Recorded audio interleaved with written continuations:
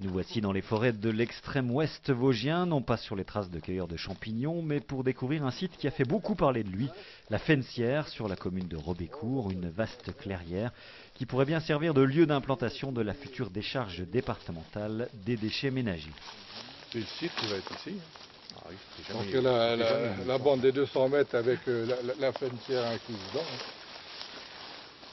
Sur cette clairière donc, de 130 hectares, on aurait un centre d'enfouissement sous forme d'alvéoles creusées dans le sol sur une surface de 63 hectares, exploitable pendant 25 ans.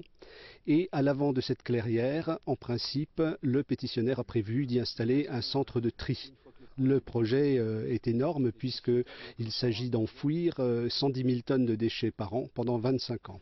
C'est par une indiscrétion qu'en 2005, les habitants de Robécourt ont pris connaissance du projet industriel sur leur commune. La promesse de vente de quelques 130 hectares de terrain par une exploitation agricole bio à la société Trinor 6, filiale de Villers Service, a provoqué la stupeur. C'est vrai que ça nous est tombé dessus comme ça. Hein. Et donc au début, on s'est beaucoup demandé ce que c'était parce que la plupart des habitants du secteur ne savaient pas du tout ce que c'était qu'un centre d'enfouissement. Donc c'est vrai que quand on a vu ce projet-là nous tomber dessus, on s'est demandé ce qui nous arrivait.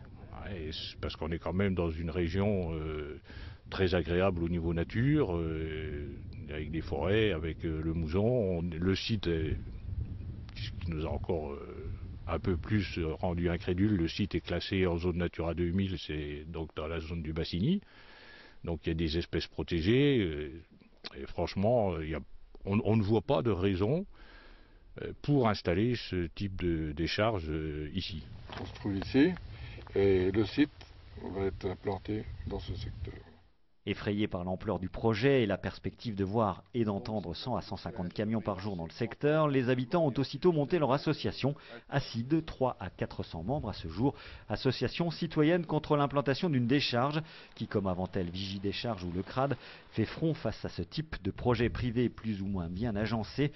Un entrepreneur, une association de riverains et au milieu des pouvoirs publics peu pressés de se saisir de la patate chaude, le schéma est toujours le même, sachant que la décharge actuelle de Ménarmont dans le nord du département doit fermer ses portes en juin 2009. La semaine dernière, ACID a remporté une première bataille avec l'avis défavorable rendu à une forte majorité par la commission consultative de révision du plan d'élimination des déchets ménagers.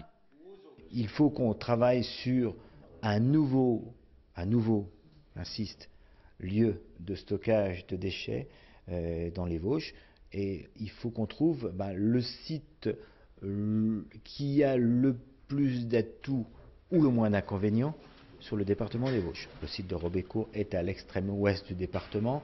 Ça voulait dire que pour les déchets ménagers, je suis sur les déchets ménagers vosgiens, on devait les transporter sur de très longues distances avec des routes pas forcément toujours adaptées, de l'est et du centre du département, qui sont les lieux principaux producteurs de déchets, puisque l'activité économique est là, et la population est là, vers l'extrême ouest du département, ce qui, économiquement, pour la plupart des élus, n'était pas cohérent. Alors pourquoi une commune aussi excentrée que Robécourt a pu attirer l'attention de la société porteuse du projet? Sans doute la proximité de l'autoroute y est-elle pour beaucoup. Auquel cas, en ont déduit les membres de l'association, plus que les déchets ménagers, ce sont peut-être les déchets industriels qui auraient attiré l'entrepreneur. D'où également le surdimensionnement du site, malgré la réduction constatée de la production de déchets par les ménages.